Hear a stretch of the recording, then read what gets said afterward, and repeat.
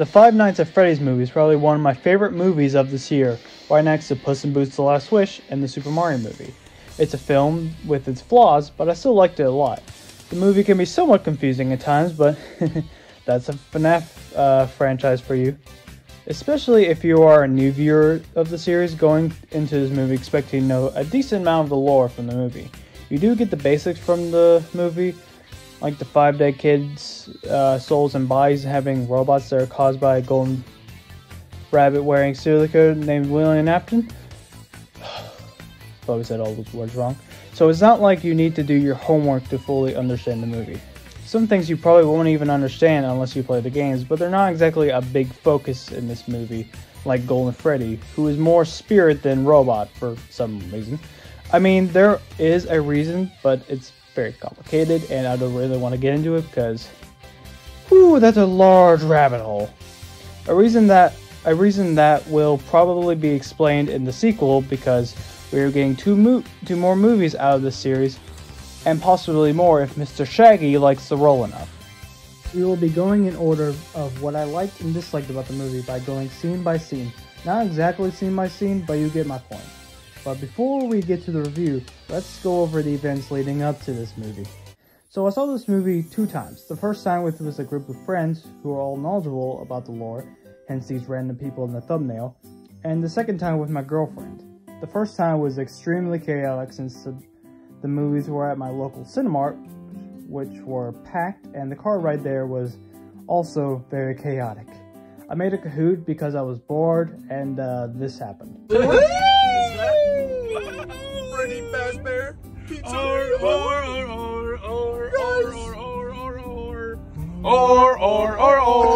You're such idiots. I love that.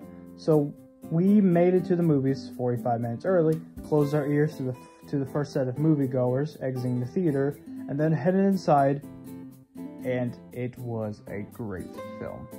The first scene was marvelous. It puts you in security guard's shoes as he tries to escape the compounds of security office through the vents as somebody is knocking down the door. Probably Bonnie, because he has a thing for doors. I know Mark was supposed to be the security guard, but hey, the guy that replaced him did a pretty good job as the previous security guard. Then the Freddy mask scene was just terrifying. The man never died on screen, but I understand why. A lot of this movie is just cheap jump scares and lots of tension, which is what makes FNAF FNAF. FNAF has always been baby's first horror game with cheap jump scares and heavy amounts of tension. We don't need gore and blood, just give us what we all grew up with. Every time the animatronics were on screen, I had the same feeling when Death was on screen in Puss in Boots. It's the robots that stole the show for me. Then we get our first look at Mike, who is the security guard at the mall. In these 20 minutes, we get to really see who Mike is and how traumatized he was when his brother was taken away from him. It's during these 20 minutes that we also get our first look at Matthew Willards as William Afton, and he was so good at this role. Ugh. Sorry about that. He had a kind of twitchiness that a serial killer would have, but not enough to make him immediately suspicious.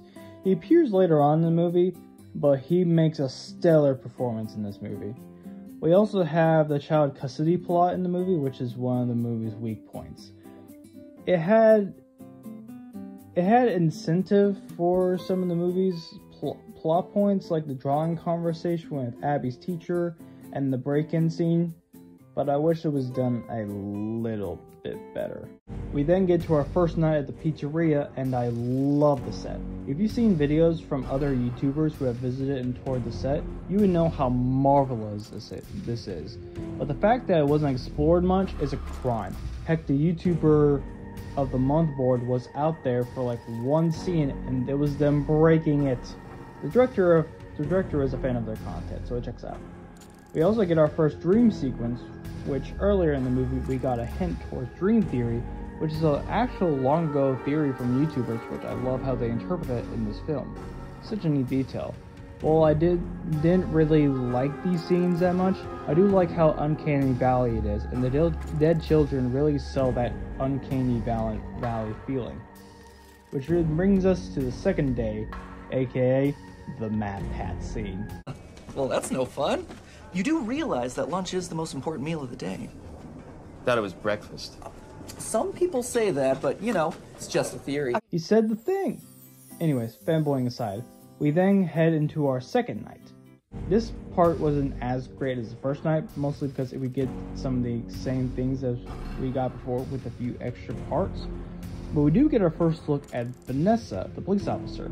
I love how she's almost as suspicious of William Afton, like father, like daughter, I guess. I am pretty neutral about her inclusion. I didn't like her, but I didn't hate her either. But this also leads us to the very next day, which is the break-in scene, which is the best scene in the entire movie. 4 individuals break into the pizzeria and start trashing the place. The first kill was the earphones guy in the kitchen by the one and only, not Chica, but Carl the Goat! I love the cupcake in this film, ironically. My favorite animatronic in this film. I know Carl is just a fan-made name, but it should be canon at this point. I was even rooting for this guy to get a double kill when he started attacking the vents. I love this little guy. Speaking of which, whenever the bearded guy came over and Chica gave him the Luigi death glare, that gave me chills.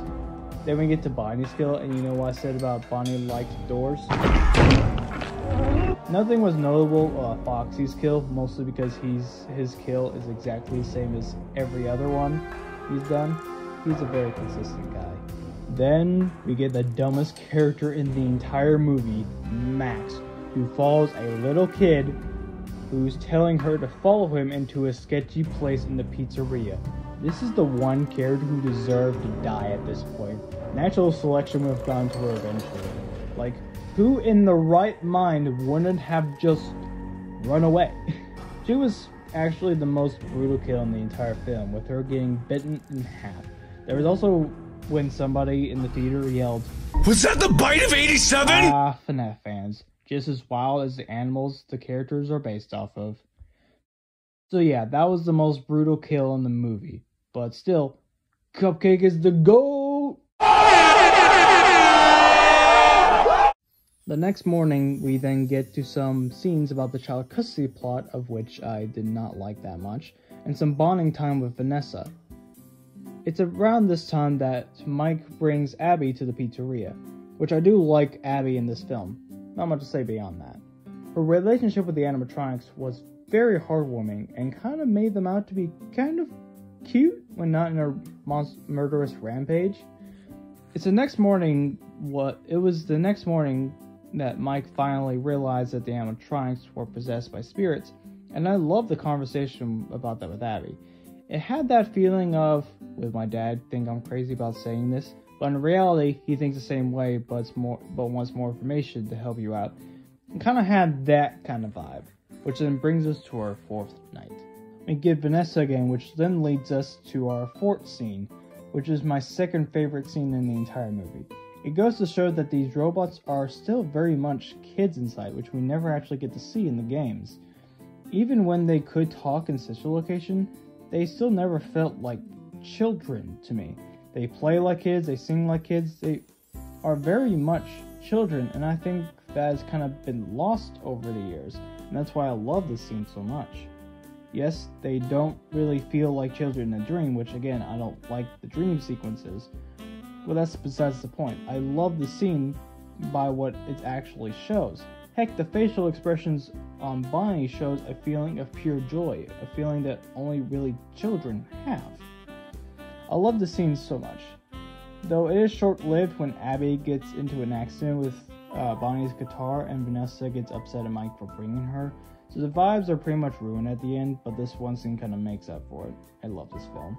We then get home, get some more of everybody's favorite child custody plot, and head into the 5th and final night. Lots of things happen at this part of the movie.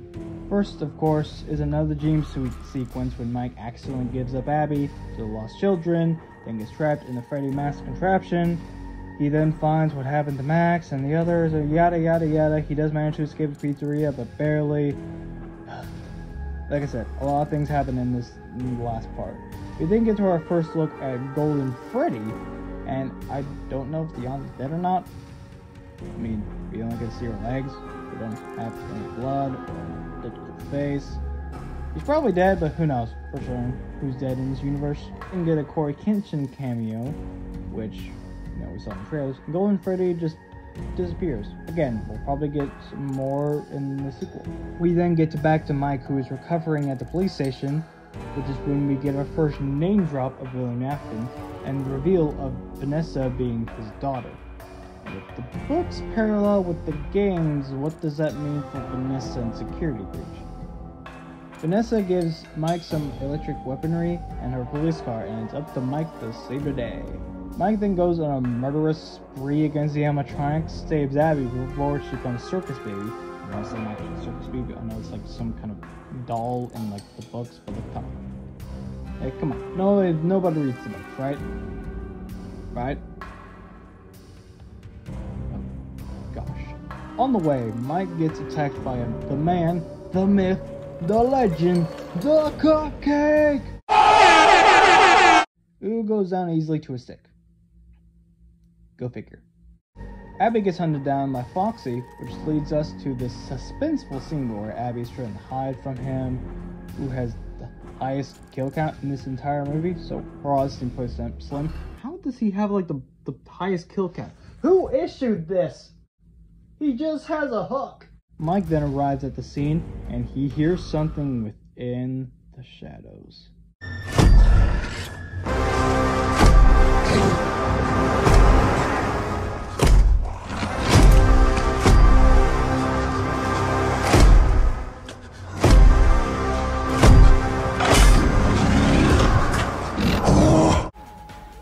He always comes back. No.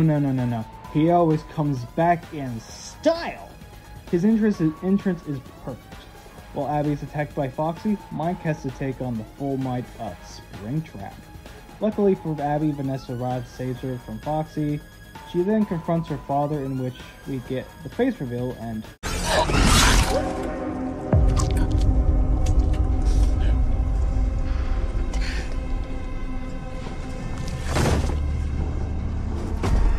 I love this. Oh no, I killed my daughter. And then 2 seconds later, let me cook some more. He then controls the animatronics to rise up. Abby puts a picture on the wall showing them that Afton really did what Afton really did. The next scene was perfect. Move!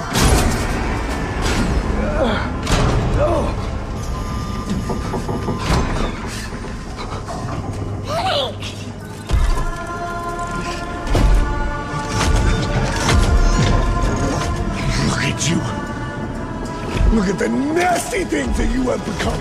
Look how small you are, how worthless you are. You are wretched, rotten little beast. I made you.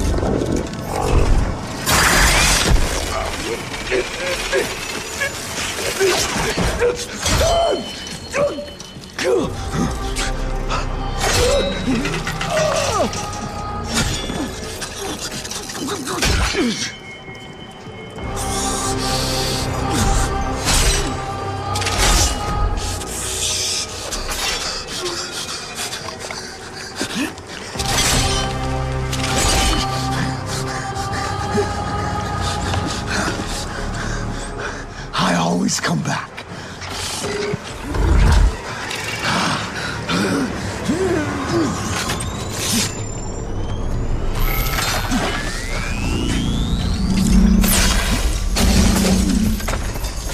It was actually straight out from the books and not the minigame we see.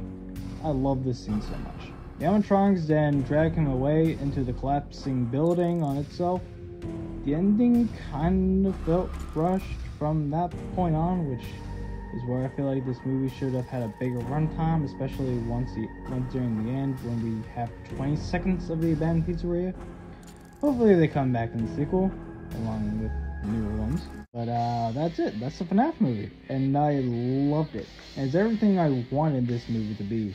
A movie with cheap jump scares and baby's first horror film. Because that's what FNAF is at heart, and of course, it's still there. Well, I'm not exactly a horror movie fan. I would love to watch this movie again multiple times once it comes out on Blu-ray, because I'm not using Peacock. It has its flaws, but I still love the movie regardless. it's such a fun watch for fans and moviegoers alike. Don't listen to those Rotten Tomatoes scores. Those scores are overrated anyways. So yeah, that is my FNAF movie review. And I hope I get this in time for Halloween.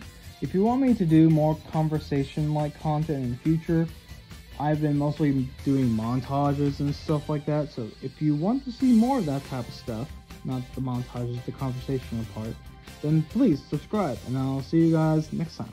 Take care.